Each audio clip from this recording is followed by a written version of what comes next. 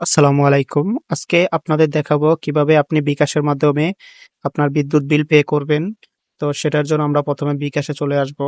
তো আপনি বিকাশে আসার পর পে বিল নামের একটি অপশন আছে এখানে।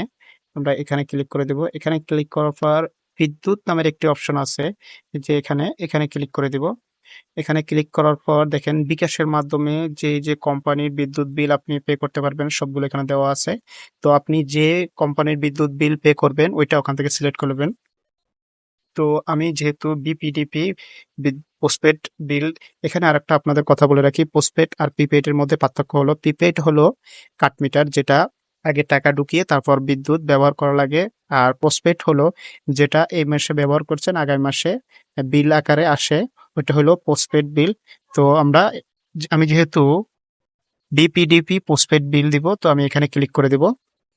এখানে ক্লিক করার পর এখানে দেখেন